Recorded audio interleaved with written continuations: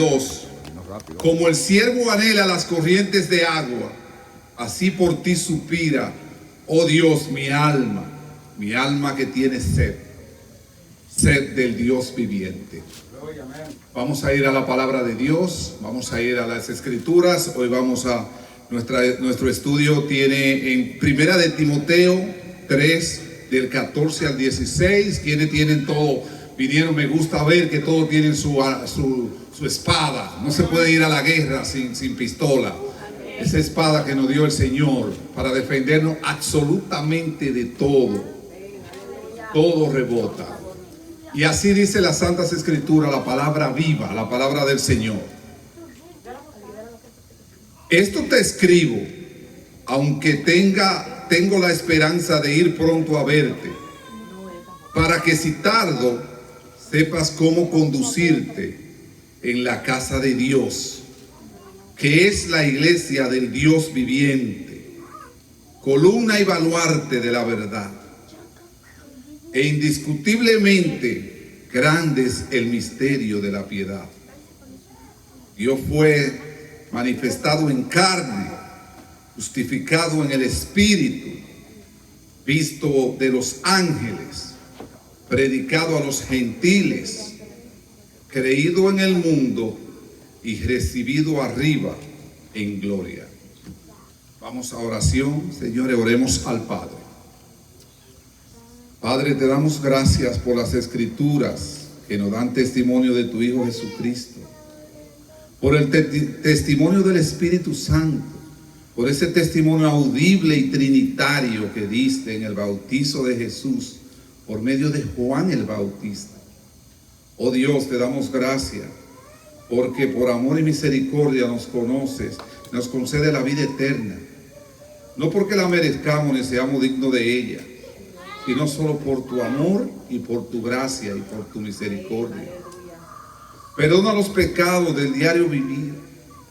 Es que estamos en la carne y poseemos el pecado original, hasta el día en que seamos llevados a tu presencia y ya no estará en nosotros el pecado.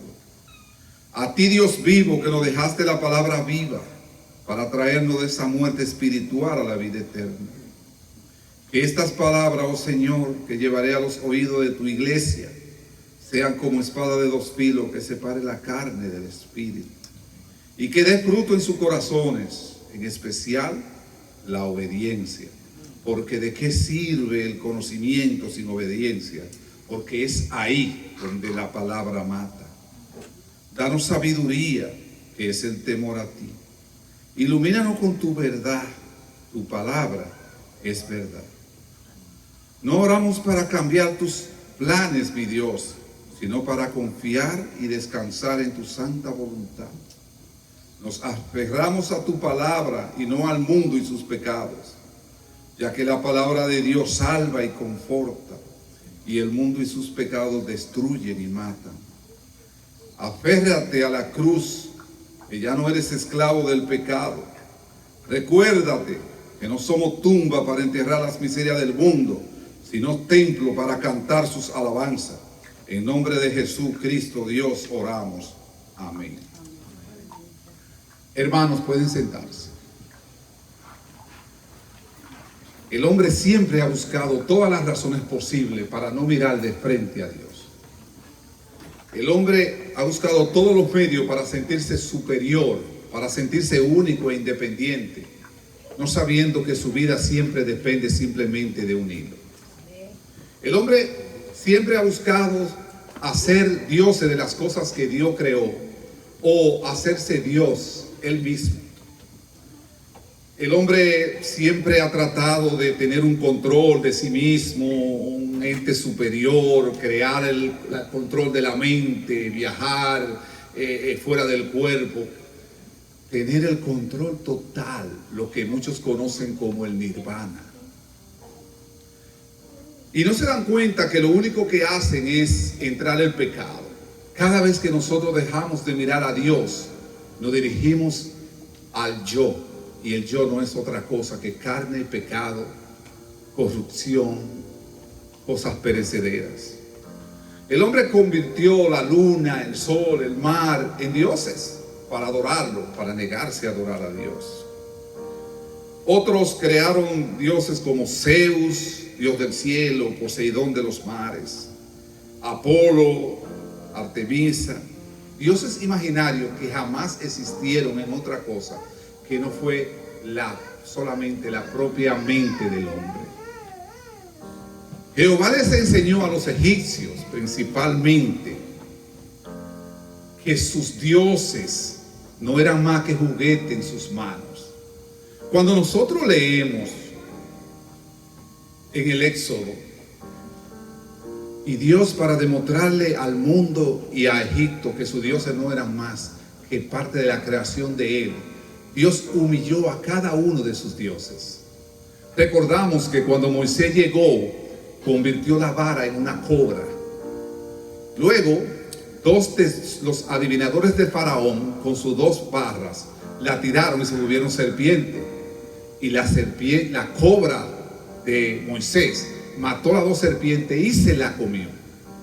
¿Por qué? ¿Qué significado tiene esto? La cobra representaba el protector del faraón, y el Señor le demostró que él era más grande y nadie podía proteger al faraón de él. Luego ellos tenían a Alcún, dios del río Nilo. ¿Y qué hizo el Señor? Lo volvió sangre, para que entendiera que ese río que para ellos era vida, lo convirtió en sangre. Absolutamente todo lo que existía en el río murió. Quiere decir que ese Dios no tenía ningún poder. Tenían un Dios que era llamado Jaquet, la diosa de la fertilidad y de la resurrección, y estaba simbolizada por una rana. Dios le trajo millones y millones de ranas, hasta el punto que ellos no podían caminar sin matarla, no podían comer sin tenerla encima, no podían dormir, estaban por todas partes. Y Dios le enseñó que esa diosa de resurrección no era más que muerte. El Dios de los suelos, Dios cogió la arena y la volvió piojo. Tenían las moscas. La mosca para ellos representaban el poder, un poder de vida eterna, y representaba el triunfo sobre los guerreros. Cuando había guerra, había sangre, y la sangre atraía a la mosca, y para ellos la mosca significaba el poder que ellos tenían, el triunfo. Pues Dios les trajo tanta mosca que no podían ni comer ni respirar. Después llegaron las pestilencias, un olor terrible donde los animales murieron, porque los egipcios convertían, hacían un hombre y le ponían la cabeza de un toro, de un águila, de cualquier animal, y eso era un Dios.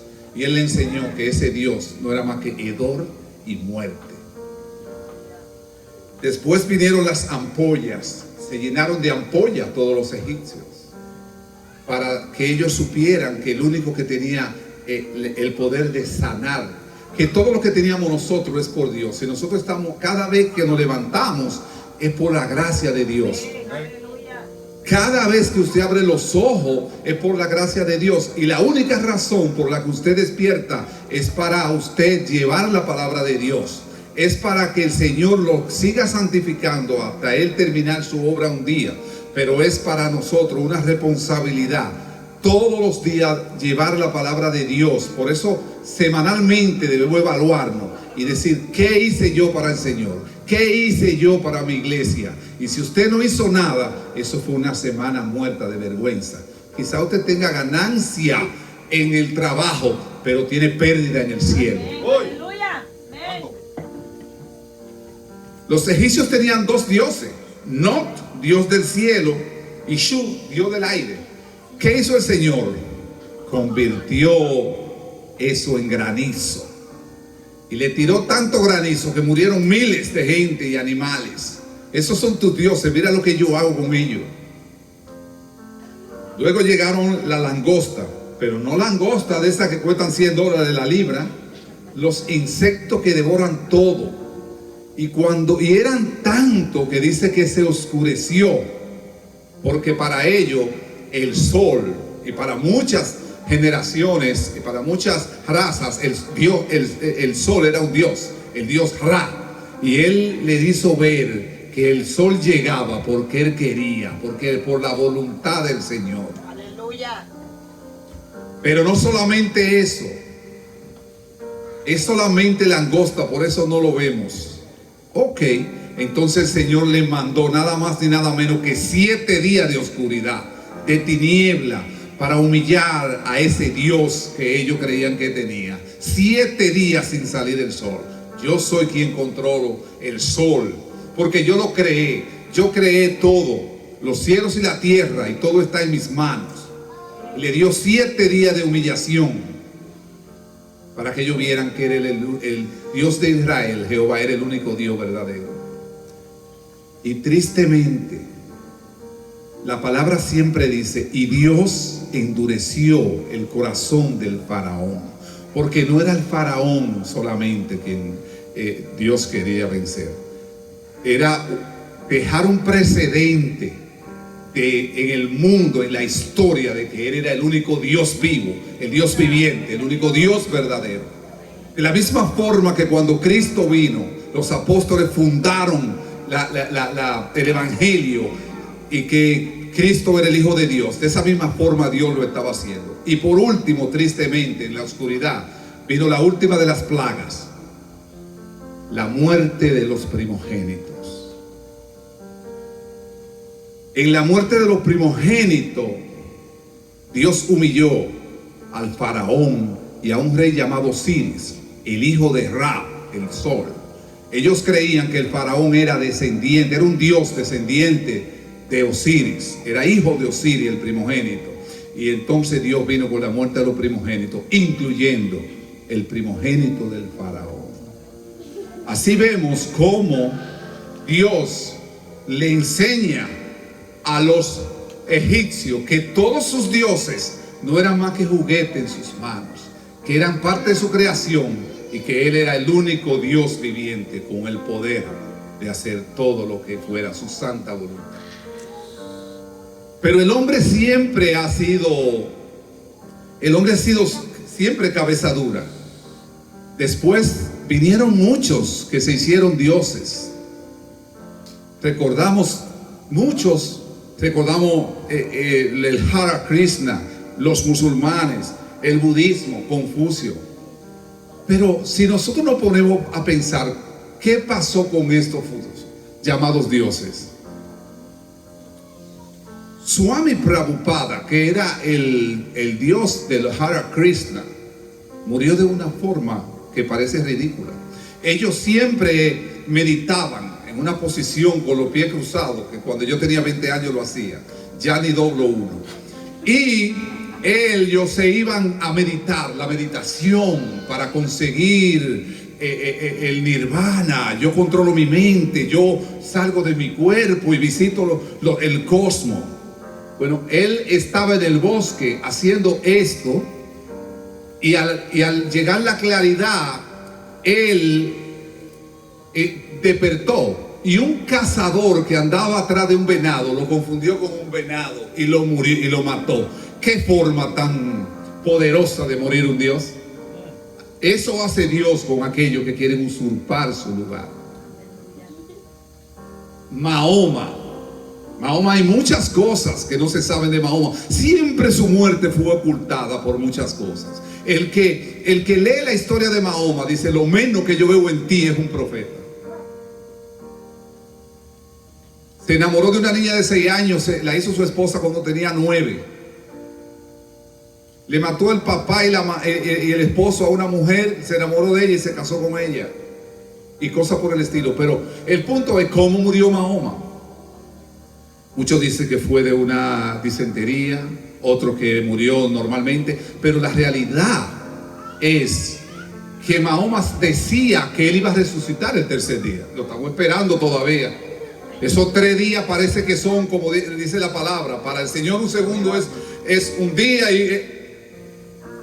porque todavía están esperando. Pero ¿cómo murió Mahoma?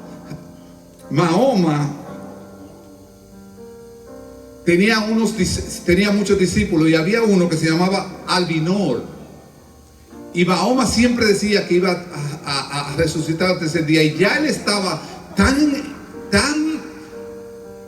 fanático, que él quería que ya Mahoma fuera declarado el Dios superior, el Dios verdadero, y lo envenenó en una comida. Y así dicen los secretos grandes, que de esa fue la forma real en que murió Mahoma. Ese veneno le dio una diarrea y murió de eso. El gran Mahoma. Buda, después de comer en un plato que le hizo un herrero, sin saber que el material de ese plato era tóxico, murió. Confucio murió deprimido porque él decía que su inteligencia, los gobernadores y reyes de su tiempo no la usaban para mejorar el mundo, y murió de una depresión. Entonces aquí vemos la historia de los falsos dioses y vemos el hombre siempre dándole la espalda a Dios, y decimos, eso era ayer. No, primero convirtieron todas las cosas grandes que no entendían de la creación como dioses, y Dios en Egipto lo humilló a todos. Luego quisieron convertirse en dioses y murieron de forma ridícula. Hay un escritor, un escritor gnóstico llamado Fernando Benavides, que se llegó más lejos. Él escribió un libro que se llama Y algún día todos, no, y entonces todos seremos dioses. Yo me quedé esperando, todavía estoy aquí pagando renta.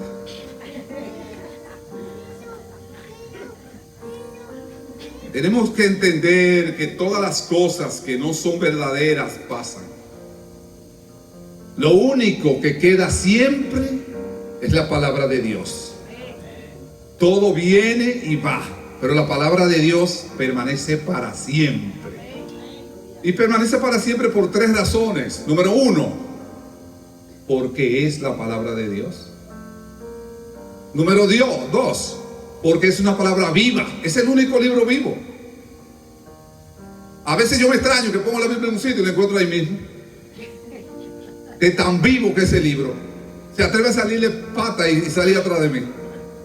Es un libro que tiene la capacidad de traerte, el único libro que tiene la capacidad de traer un muerto a la vida. Yo voy al cementerio y predico y no pasa nada, pero si la Biblia le predica a los muertos vivientes, Dios lo trae a la vida y a la vida eterna.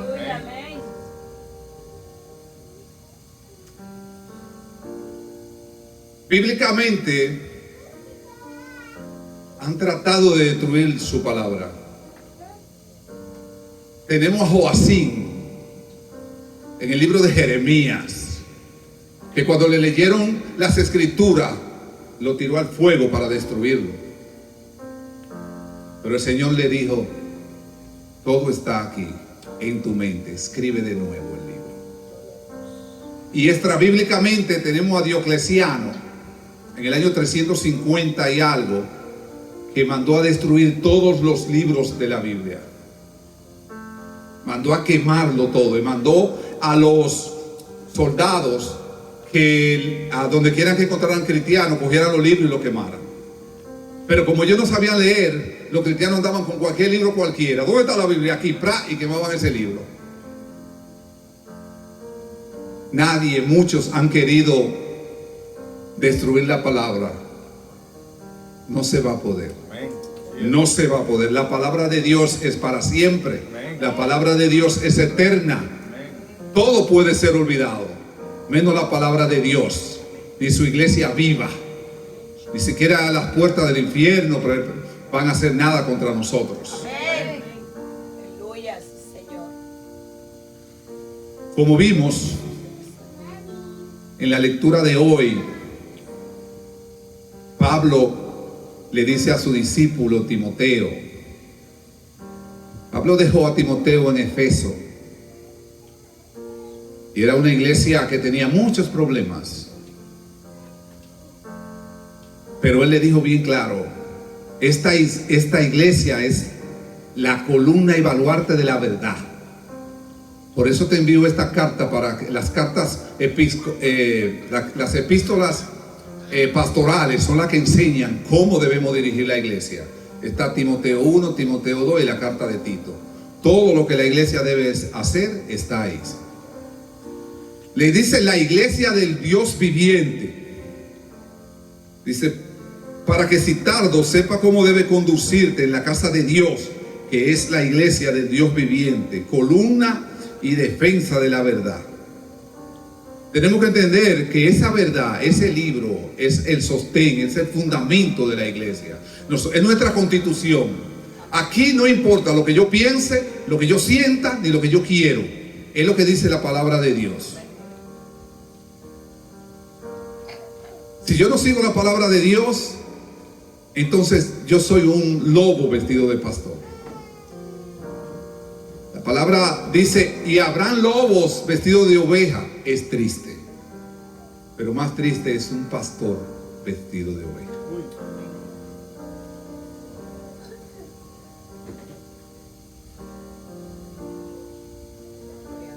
Tenemos que entender que este evangelio es el único evangelio que salva. No hay otro. Por eso cuando Jesús dijo, yo soy el camino, la verdad y la vida, Él no dijo, yo soy uno de los posibles caminos. Tú puedes venir a ver si te salva. Hay tres caminos, está a la derecha y la izquierda. No. Él lo dijo claro. Yo soy el único camino. Usted tiene que entender que este evangelio de Cristo es el único que te lleva a la Nueva Jerusalén. Si tú no estás en el evangelio verdadero, tú estás perdido. Y lamentablemente, como vamos a ver más tarde, en una iglesia hay dos iglesias. La visible, que es la que estoy viendo, y la invisible, que es la que ve Dios. Yo veo personas, Dios ve corazones. Ustedes me pueden engañar a mí, pero al Señor no. Por eso cuando Dios le hizo la promesa a Israel, yo le voy a dar un rey, pero le iba a dar un rey con un corazón manso para el Señor. Y ellos cometieron el pecado de exigir un rey, de elegir un rey, y eligieron un rey que no tenía un corazón de Dios, y por eso cometió grande pecado. Y así hacemos nosotros cada vez que en nuestra vida tomamos una decisión sin poner a Dios primero, sin entregarle al Señor. Nosotros tenemos un plan y oramos al Señor, pero si el plan no se da, estamos enojados. Tú dijiste que se lo entregaste al Señor. Si el plan no se está dando, es porque no te conviene, porque el Señor solamente tiene tres respuestas: sí, ahora no, o tengo algo mucho mejor para ti. Entonces confiemos en el Señor. La iglesia es columna y defensa de la verdad, el apoyo, el sostén. Tenemos que entender que tenemos que guiarnos por esa palabra. Y esa palabra que es desarrollada en nuestra mente y en nuestro corazón, como la espada de dos filos que va a separar la carne del espíritu. ¿Y qué significa esto? ¿Qué es la carne? La carne es pecado. ¿Qué es la carne? La carne es ego. La carne es que yo me creo que soy algo, sin entender que yo no soy más que el tamo. El tamo es algo tan, un residuo vegetal de árbol, tan fino que se mueve hasta sin brisa. Y eso somos nosotros. Somos como la flor que se seca al mediodía y la grama que se quema con el sol. No somos nada. Por fuerte que usted se sienta, la vida depende de un hilo y nos cambia en un segundo. Y en ese momento nos damos cuenta que el orgullo, el dinero, los relojes, las prendas no tienen ningún valor. Solo ese gozo y esa paz que da el Señor y trabajar para el reino de Dios es lo que realmente vale. Después todo es vanidad de vanidades y tiempo perdido. Por eso es muy importante que nosotros como cristianos entendamos que la iglesia no puede crecer sin nosotros. Pero yo tengo que crecer internamente para yo hacer crecer mi iglesia externamente. Porque si yo no creo en mí, si yo no tengo integridad moral, yo no puedo tener buena reputación. Porque la integridad moral a mí es la que me dice a mí que yo debo hacer las cosas porque están bien para el Señor. Todo lo que es, todo, por eso pecado es todo aquello que va en contra del Señor. Mi integridad moral me dice a mí que si yo encuentro una cartera, quizá nadie lo sabe, pero el Señor lo está viendo. Y recordémonos que yo dije anteriormente aquí que el Señor es omnipresente. No vaya a creer que, ay Señor, no, el Señor está ahí 24/7, no se va un segundo, Él está ahí. Tú ves los demás porque es transparente, porque es espíritu, pero el Señor conoce tus pensamientos antes de tenerlo. Así es que por eso es, cuida tu mente, cuida lo que ve, cuida lo que habla, cuida lo que piensa. Y recuerda siempre cuando hables que lo que hoy son oídos, mañana serán labios. Tenemos que tener la palabra para madurar espiritualmente, para tener esa sabiduría del Señor, para que sea Él quien nos guíe y para que nosotros entendamos que es con nuestra vida que debemos defender la iglesia. Porque todos nos están mirando, porque las personas para ver los defectos tienen 20/20, pero cuando es la virtud son miopes. Y nosotros nos están mirando y no dice mira a Juliana, dice mira a esa cristiana, y nos enlodan a todos. Tenemos que entender que nosotros debemos vivir para Dios, pero tenemos que, como dijo un gran escritor, la mujer del César no solamente debe ser seria, también debe aparentarlo. Entonces nosotros tenemos que entender que siempre alguien ve. Y nosotros en nuestro corazón tenemos que actuar para la gracia de Dios. Tenemos que ser imitadores de Jesucristo. Cuando usted tenga duda de qué hacer, piense qué haría Jesús. ¿Qué Jesús haría en este momento? Viene una persona y le habla mal. ¿Jesús le habló mal a los que le hablaron mal? Entonces, la única forma de nosotros crecer es parecernos a Cristo cada vez más.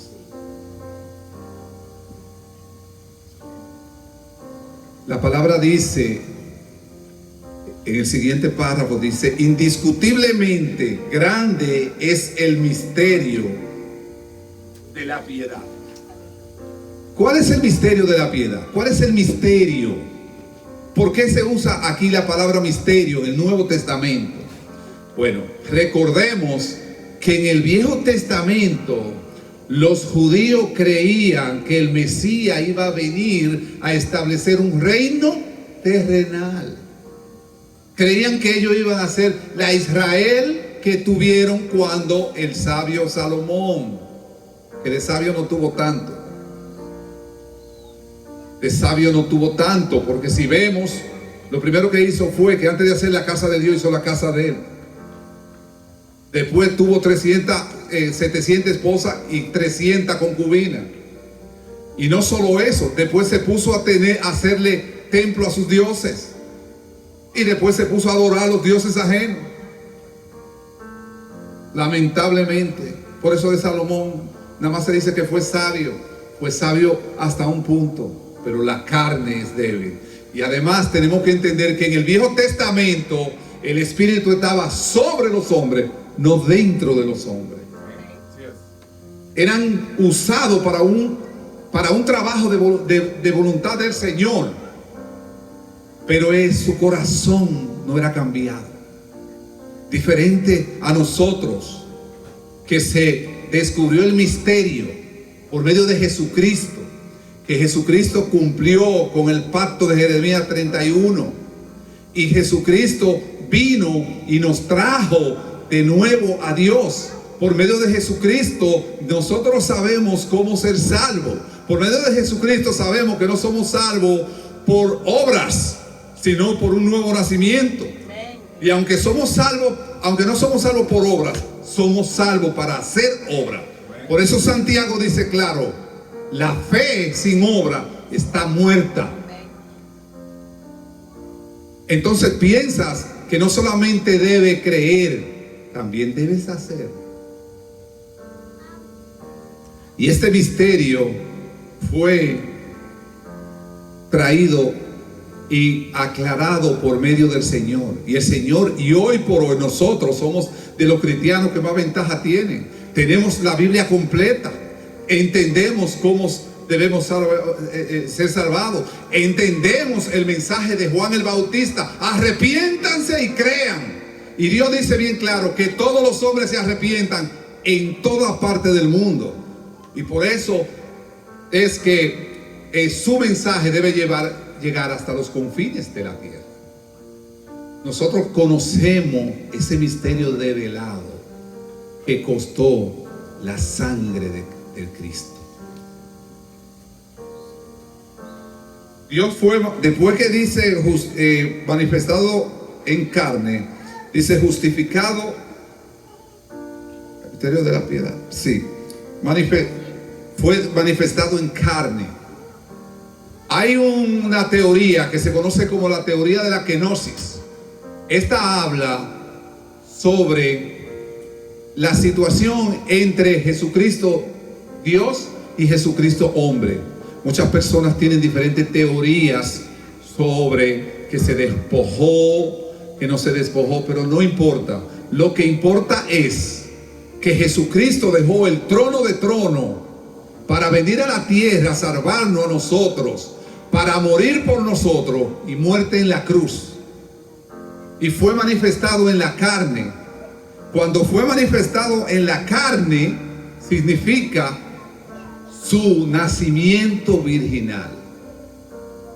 Y como dice Juan, el Evangelio de Juan, en su primer capítulo, que dice, y el verbo, y al principio era el verbo, y el verbo era con Dios, y el verbo era Dios, y sin él nada hubiera sido hecho.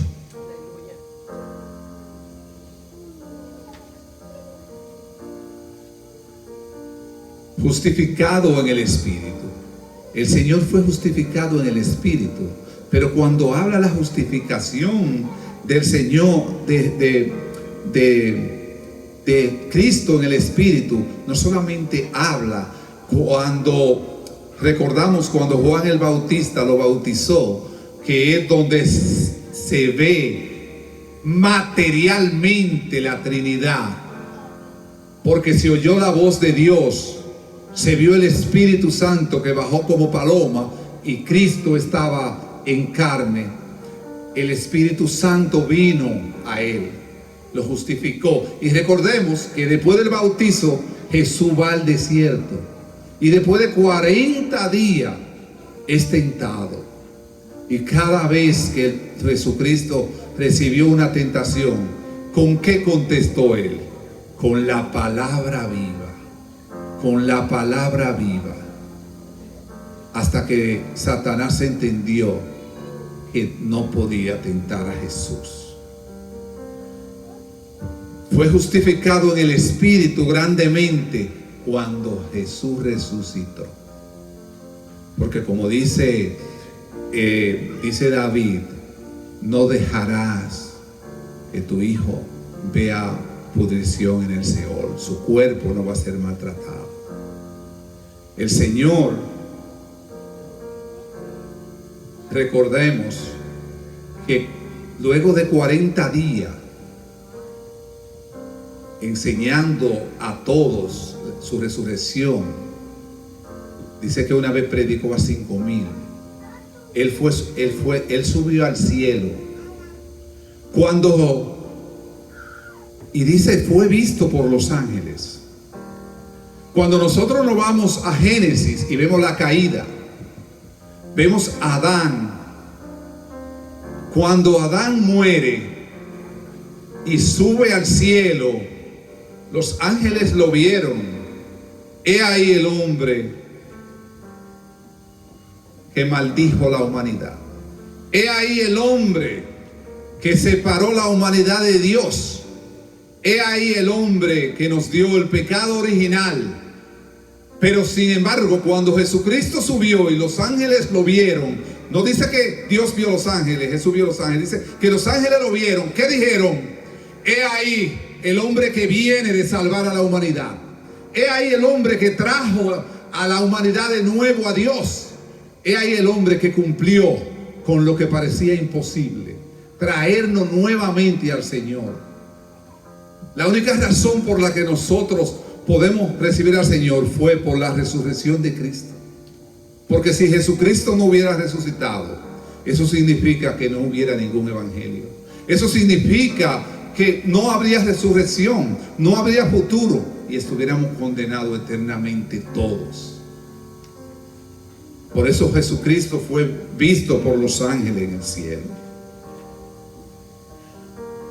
Y Jesucristo hoy es proclamado por todos. Todos debemos, la misión principal, si tú dices, yo soy cristiano, tú lo que me estás diciendo a mí es que tú eres un evangelista. Porque un cristiano que no evangeliza tiene que revisarse. Porque un cristiano que no va a llevar las buenas nuevas del Señor es una persona egoísta. Porque un cristiano que no predique el evangelio es una persona que no quiere que su hermano se salve. La única razón por la que estamos vivos es porque debemos evangelizar. Y el evangelizar, aunque es un don, es una responsabilidad y todos tenemos ese don. Porque a todo el mundo usted le puede decir, Cristo salva. A todo el mundo usted le puede explicar cómo usted se puede salvar. Cómo usted debe arrepentirse. Cómo usted debe orarle al Señor para que tenga misericordia de su alma. Porque usted no quiere ir al lago de fuego. Pedirle misericordia para que el Señor entonces venga y los regenere. Y al regenerarlo le dé la fe y lo santifique y lo justifique.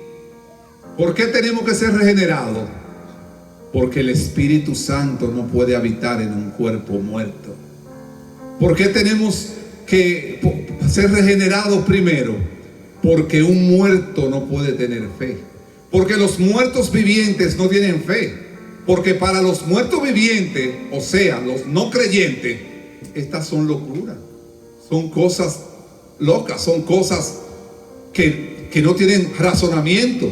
Claro, la palabra de Dios no es un libro para razonarlo.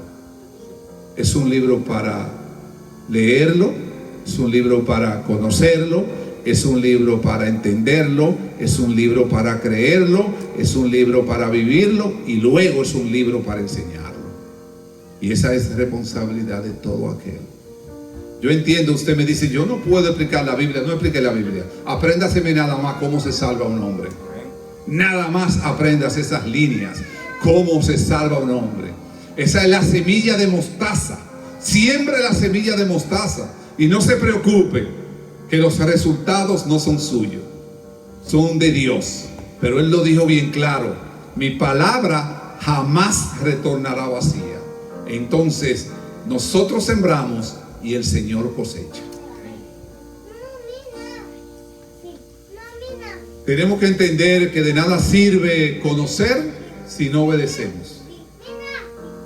Por eso yo siempre digo, con este micrófono yo puedo predicar 1 hora, pero con mi actitud diaria yo puedo predicar toda la vida. La actitud de un cristiano tiene que verse. Si a usted una persona lo viene a evangelizar, revísese, porque hay algo que está mal en usted. Porque en ningún momento esa persona vio a un cristiano. Hasta en la forma de usted mirar, la forma de usted caminar. Los cristianos tenemos que estar atentos a los demás.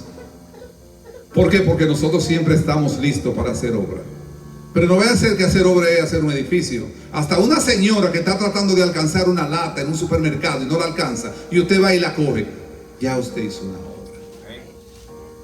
Y cuando usted, esa señora, da la gracia, usted dice amén, bendiciones, inmediatamente usted está viendo una puerta al evangelio. No hay que preparar horas para evangelizar. Lo que hay es que preparar la mente, la conciencia, y esté despierto para hacerlo. Y donde quiera se evangeliza. Por ejemplo, un cristiano que va a la iglesia tiene que saber que el sábado se tiene que acostar temprano. ¿Y para qué? Para que no venga a dormir aquí. Aquí no se viene a dormir.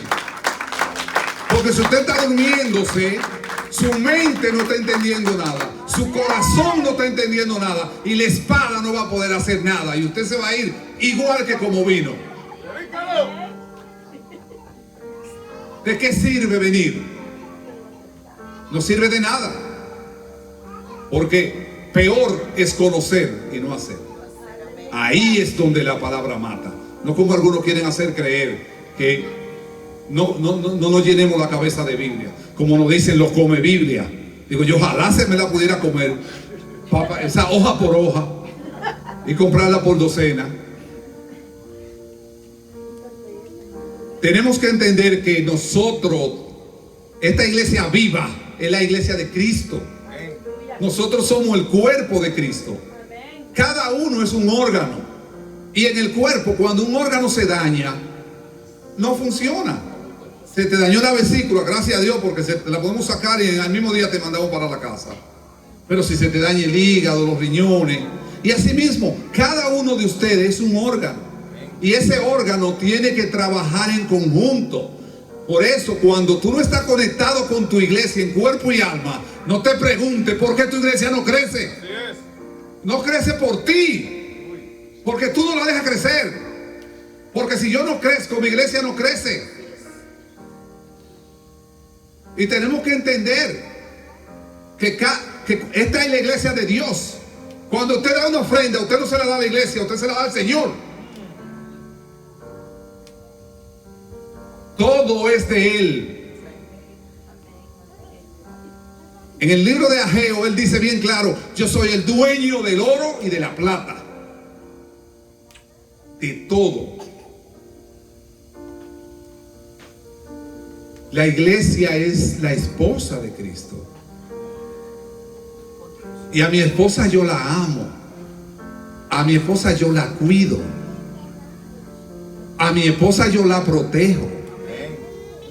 Pero a mi esposa yo la sostengo. Mi esposa tiene que estar en la casa para poder atender a cosas más importantes que yo.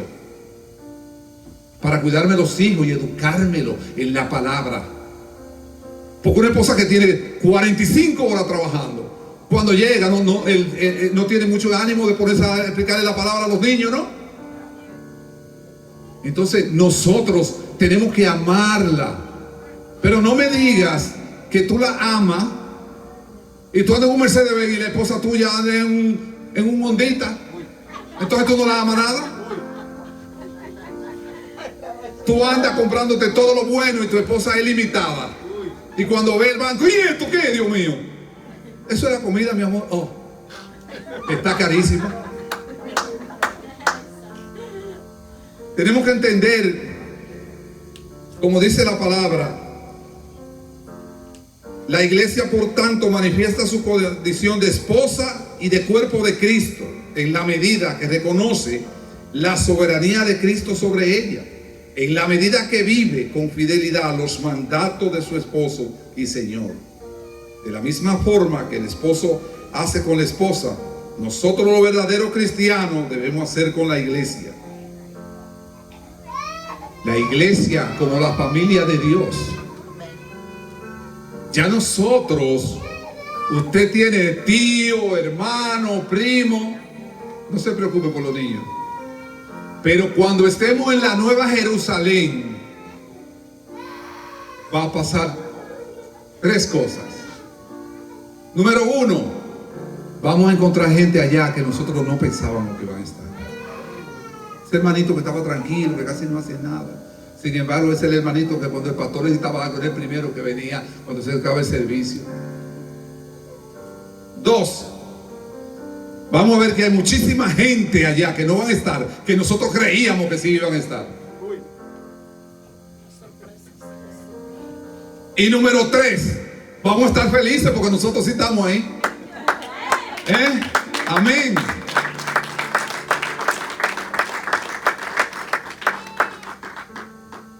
La iglesia que edifica a los creyentes. Cuando yo uso la palabra edifica, Cuando el Señor me llamó, yo dije, pero verdad que Dios llama porquería. Pero es un llamado irresistible.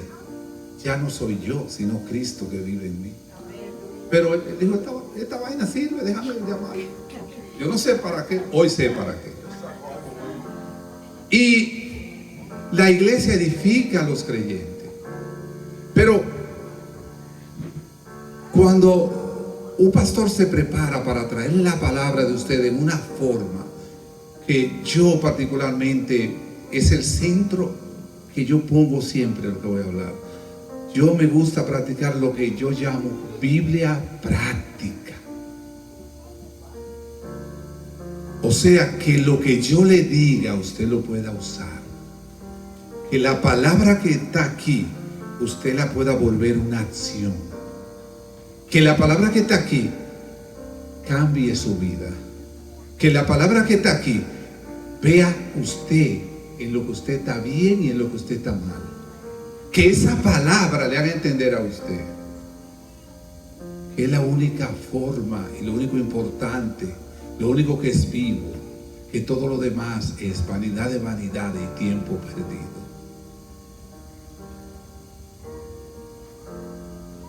Edificarlo, que usted salga mejor de lo que llegó y diga, el sábado que viene me acuesto temprano, porque si va el hombre aquel me va a decir que estoy durmiendo. Que cuando yo llegue a los sitios, yo esté mirando a la gente a ver a quién yo puedo ayudar. En cualquier cosa. Hasta vemos una señora empujando un carrito en el supermercado demasiado lleno. Coger esos minutos. Los grandes favores cuestan poco y valen mucho. Y con pequeñas acciones nosotros podemos cambiar grandes vidas. Por eso cuando Pablo dice, y Pedro sean sobrios, no quiere decir que no beban un traguito. Lo que quiere decir es que estén despiertos. ¿Qué es la humildad? ¿Qué realmente es ser humilde? Ustedes usan y dicen esa palabra 1.000.000 de veces, pero ¿usted entiende realmente lo que es ser humilde? Humilde es dejar de pensar cada vez menos en mí y pensar en mis hermanos. Amén.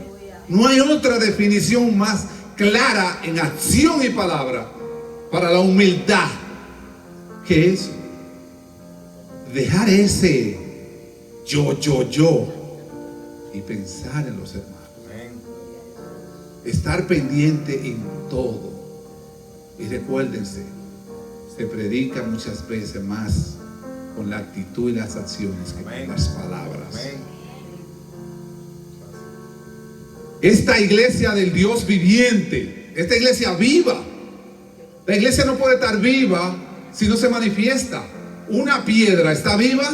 No, no hace nada. ¿Un perro está vivo? Sí, está vivo. Ladra, muerde, come. Entonces la iglesia tiene que estar viva. Y una de las principales acciones de la iglesia viva es ¿cuál? Evangelizar a los no creyentes. Llevarle la palabra a los no creyentes. ¿Y qué dice la gente? Oye, pero en esa iglesia siempre hay un movimiento. No te topes con ese tipo, que seguido te paran y te empiezan a hablar de Jesucristo. Se nota el movimiento, se nota que estamos vivos. El que está conmigo y no quiere hablar de Cristo, que no venga ni a hablar, que no me interesa. Yo tengo 2 trabajos y con eso tengo. Si tú quieres venir a hablar de Cristo, ven a mí. Si tú quieres hablar de carro, de deporte, no, yo no tengo tiempo para eso. Yo dejé todo eso a un lado. Cuando yo era del mundo, hacia eso. Ahora, la vida mía nada más es, yo para trabajar ya no necesito usar ni mi cerebro. Yo tengo demasiados años trabajando eso. Yo estoy, desde que hago lo que voy a hacer, seguido mi Biblia. Esa es mi felicidad. Para poner en práctica lo que el Señor me manda. Para que cuando llegue el momento, el Señor me diga, siervo bueno, ven al gozo con tu Señor.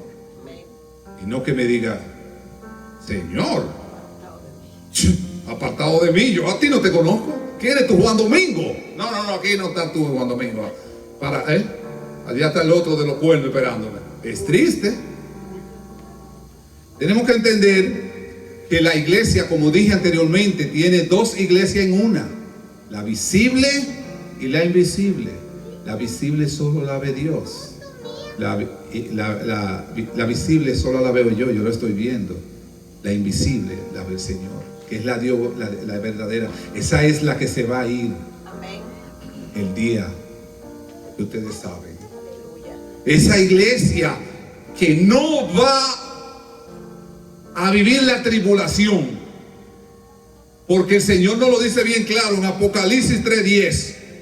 Por cuanto ha guardado la palabra de mi paciencia, yo también te guardaré de la hora de la tentación que ha de venir en todo el mundo para probar a los que moran en la tierra.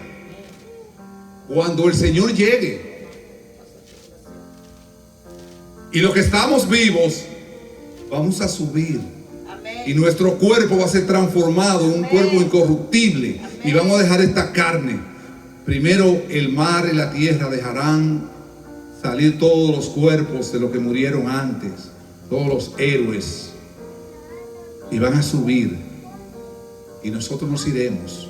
Amén. Y nos iremos, ahí seremos glorificados y estaremos listos para vivir en la nueva Jerusalén. Amén. Aleluya. Pena de los que se queden. Dice que será una pena a las mujeres que estén embarazadas en esos tiempos. Ese tema es tan desagradable que yo no me gusta ni hablarlo. Pero de lo que está en la palabra hay que hablar. Amén. No podemos hablar nada más de lo que nos gusta. Capítulo del 1 al 7, brinca el 4, que habla de cosas malas. Como hay predicadores que no hablan de pecado, que no hablan de castigo, que no hablan del infierno. Muchos falsos pastores, que no voy a mencionar ninguno. Cas Luna, Maldonado, Joe Austin. Mencioné 3. Y otros más que yo conozco que son Cas Luna Jr. Y se paran y dicen: yo no soy profeta de la prosperidad. Pero dice el Señor: mía es la venganza. Amén.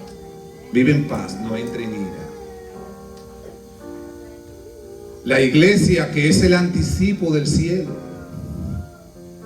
Si usted como cristiano vive en la iglesia como debe vivir, Dios le está dando a saborear un poquito de lo que va a ser el cielo. Aleluya. Porque su alegría es la iglesia.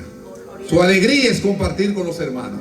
Cuando yo era del mundo, yo me recuerdo que cuando yo iba para una fiesta en New York, yo me cambiaba a las 11:30 de la noche. Ya yo tenía ese merenguito adentro. Ese merenguito adentro. Y ya cogía un traguito y me lo vi en la casa para llegar al calientico. Y eso era una cosa que no me podía estar quieto. El gozo que yo tengo ahora, cada vez que yo vengo aquí a predicar o voy a la iglesia, es mayor. Porque ese gozo no es de este mundo. Ese gozo no es temporal. Y al otro día yo no tengo resaca ni cansancio, sino que mi alma está llena de energía. Porque esa alma no es de este mundo. Y la gente que me ve dice: ese está loco. Claro, porque para ti las cosas de Dios son locura. Aleluya. Gloria a Cristo. La iglesia local es tu casa. Amén. La iglesia local es tu familia, tus hermanos. La iglesia es un lugar donde tú vas, es una familia a la cual tú perteneces. Y nunca olvidaremos, el mundo es una visión previa del infierno y la iglesia es una visión previa del cielo. En el mundo lo que hay es perdición. Nosotros como iglesia tenemos que vivir como si estuviéramos sumergidos en el corazón de Cristo. Como dijo Mr. Biela Slaumir,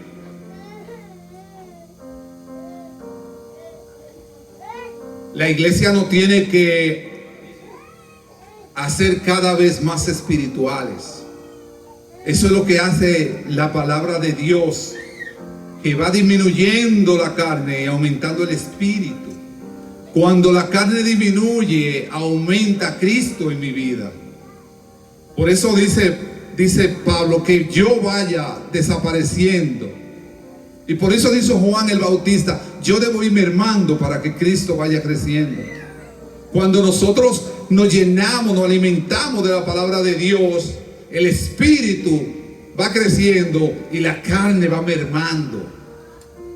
Como le dijo un hombre a un sabio, le preguntó: Señor, no entiendo. Tengo una oveja que quiere crecer en mí, pero también siento un lobo. ¿Cuál tú crees que ganará? Y él le dijo: el que tú alimentes más. La carne es contra el espíritu y el espíritu es contra la carne. Aquí está la comida y el oxígeno del espíritu. De la misma forma que desayuna, come y cena. Desayuna, come y cena, palabra. Preocúpate por darle más alimento al espíritu que al cuerpo. Amén.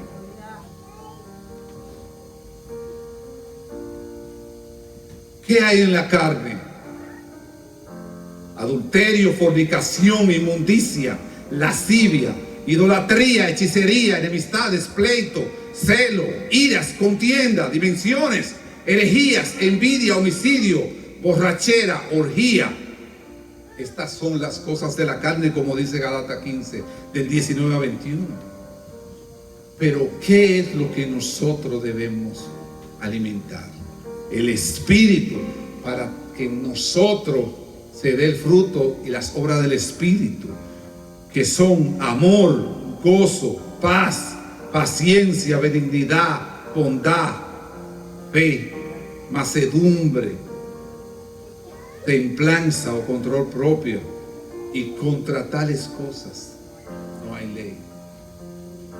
Como dice Gálatas 15 del 21 al 22. El hombre, cada vez que se hace más espiritual, usa menos la palabra yo. Cuando usted ve a una persona, véalo despierto. Mientras más veces usa la palabra yo, menos espiritual es. En el yo no hay nada bueno. Si no, pensemos en el pasado, a ver quiénes éramos nosotros. La felicidad del mundo es pasajera y temporal. Amén. Los hombres los no creyentes tienen tres sentimientos que viven siempre, permanentemente con ellos.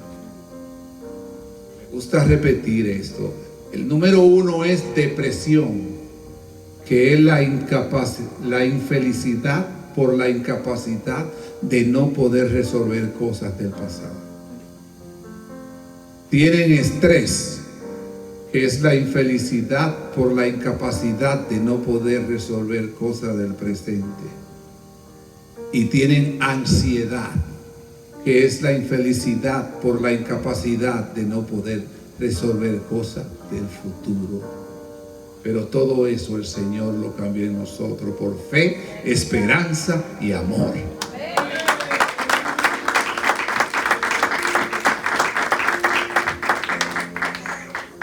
Debemos entender que si somos verdaderos cristianos, absolutamente nadie nos va a quitar eso. Pueden matar nuestro cuerpo, pero no nuestras almas. ¿Y por qué nadie te va a separar del Señor? Por lo que dice Romanos 8, del 37 al 39. Aleluya, Señor. Antes de todas estas cosas, somos más que vencedores por medio de aquel que nos amó. Por lo cual estoy seguro de que ni la muerte, ni la vida, ni los ángeles, ni principados, ni potestades, ni lo presente, ni lo porvenir, ni lo alto, ni lo profundo, ni ninguna otra cosa creada nos podrá separar del amor del Señor, Dios, que es en Cristo Jesús, nuestro Señor. Amén.